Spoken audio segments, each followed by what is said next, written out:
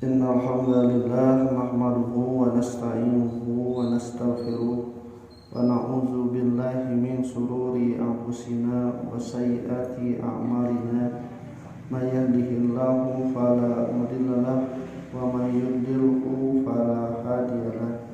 Asyhadu an la ilaha illallah wahdahu la syarikalah wa anna Muhammadan abduhu wa rasuluhu alladzi la nabiyya ba'dahu amma ba'du.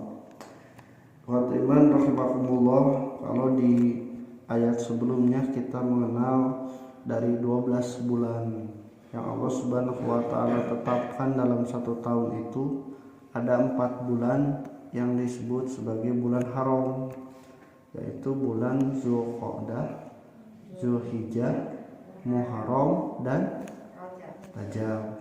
Nah, sekarang ada yang disebut dengan bulan-bulan haji. Berapa? Bulan haji berapa? Ada yang menyebutkan 2 bulan sampai ke tasyrik atau sampai hari ke-10 bulan Zulhijjah. Jadi Syawal, Zulqa'dah, dan sampai ke 10 atau ke sampai 13 Zulhijjah. Nah, sama ke tanggal 10, tapi kalau ada yang belum menyembelih maka itu dibolehkan sampai hari tasyrik, hadirnya itu. Nah, kenapa disebutkan dari mulai bulan Syawal? Karena ibadah haji itu sebagaimana yang telah disebutkan yang telah lalu, ada yang hajinya bisa dilaksanakan dengan cara tamattu, di mana melaksanakan umroh dulu, kemudian tahallul, dan nanti setelah hari ke-8 di bulan Zulhijjah baru melaksanakan tarwiyah, kemudian juga melakukan wukuf dan selanjutnya. Nah, ini yang membedakan. Jadi ternyata umroh dengan haji tamattu itu sudah bisa dilakukan di bulan Syawal. Dan juga tabiyahnya, ihramnya itu menurut para ulama boleh dilakukan walaupun bukan di bulan haji. Sebelum Syawal juga boleh, tapi dengan dalil ini menunjukkan bahwa kalau tabiyahnya itu, ihramnya itu di bulan haji, dimulai dari bulan Syawal kemudian sampai ketika datangnya ibadah haji, itu lebih utama. Nah, ini yang dikatakan oleh Allah Subhanahu wa taala dengan kalimat al-hajju asyhurun ma'lumat. Jadi persiapan ibadah haji ternyata sudah dimulai dari bulan Syawal, niat melakukan ibadah haji. Nah, ikhwatu iman rahimakumullah, kemudian kata Allah Subhanahu wa taala, faman farada fihinnal hajja, siapa yang menetapkan berniat akan melakukan ibadah haji pada bulan-bulan tersebut, fala rafasa, maka tidak boleh mengatakan rofas. Kalimat rofas itu bahasa orang mah cawokah, cabul. Kepada siapa? Pada istrinya. Ai ka batur geus puguh teu meunang dosa. Ieu mah ka istrina teh anu halal teu meunang.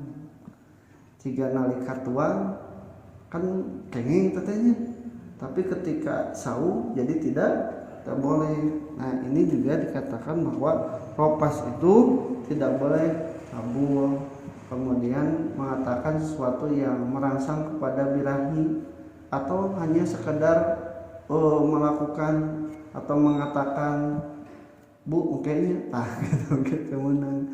Kalau mengarah kepada itu maka tidak boleh melakukan ropas. Wala fusuqo, juga berbuat kemaksiatan, bohong dan sebagainya, dikatakan seperti itu. Wala jidala, dan juga tidak boleh berdebat pasea itunya di ibadah haji. Nah, kunaon sabab godaanana ternyata ketika melakukan ibadah haji itu lebih besar. Pasodak-sodokna, hayang pahula-hulana, parebut hayang nyung hajar aswad, eta teh kurang-kurang lama akan menyebabkan pertengkaran. Maka oleh Allah Subhanahu wa taala dikatakan ala rofasa wala fusuqa wala jidala fil haji. Aya mah kitu. Aya tah kalimatna teh ku Allah Subhanahu wa taala tidak ada rapas, tidak ada pusuk dan tidak ada pertengkaran. Tapi henteu kalimat teh dicare. Ulah rapas, ulah pasya, ulah melakukan kefasikan. Anu bedana anu hiji mah dicarek biasana, anu hiji mah sebutkeun tidak ada. Lebih tinggi mana kira-kira? Dicarek? Tidak ada. Lalu mun dicarek mah sedangnya ulah miceun runtah di dieu.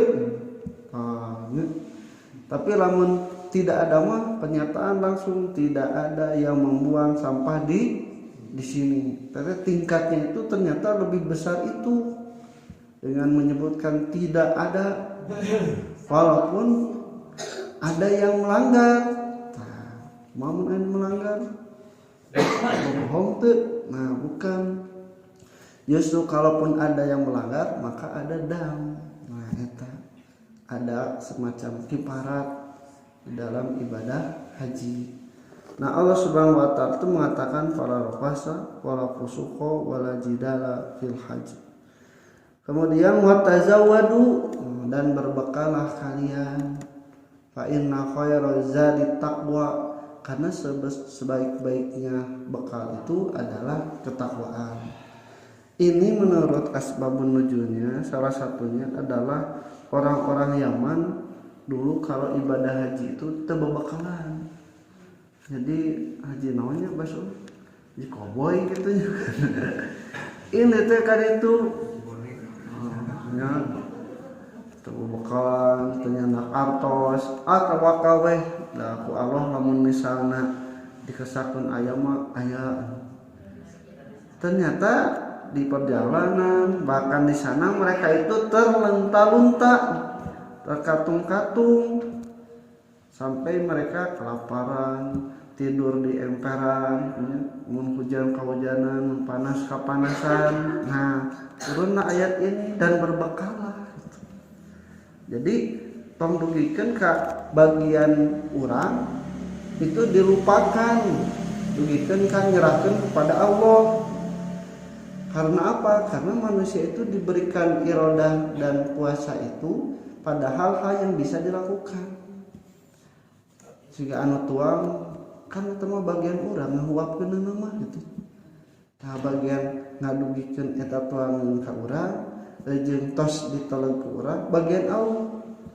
Lamun urang misalnya dugikeun ka sana teu ngahuap-huap acan, mun dikersakeun ku Allah. Wareg mah wareg we teu ngahuap oge. Di waktu diwawakeun ku batu ngambok.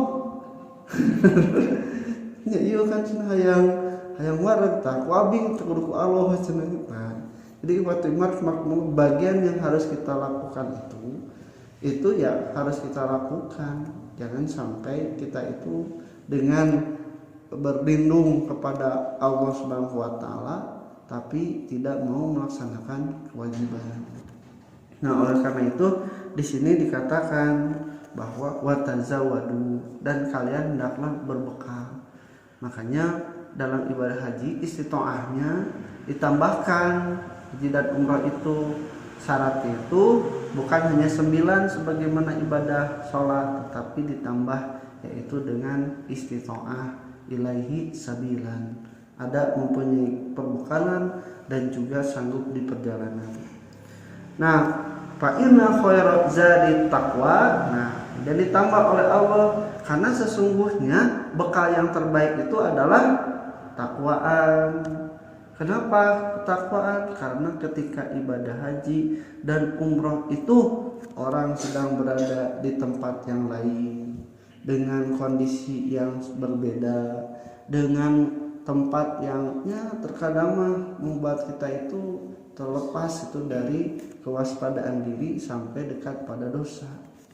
Makanya berbekalah dengan ketakwaan.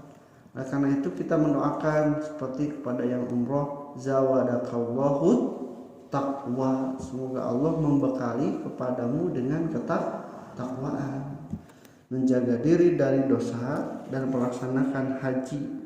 Dan mabrur itu disebutkan bukan ibadah yang diterima, tapi mabrur itu artinya adalah ibadah yang selesai, yang beres, yang sempurna, karena perintahnya wa atimul hajja wal umrata lillah.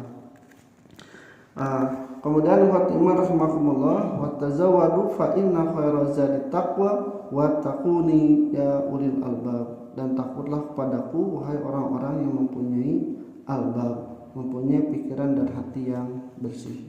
Insyaallah kita lanjutkan. Qul qala hada wa astaghfirullah wa lakum. Assalamualaikum warahmatullahi wabarakatuh.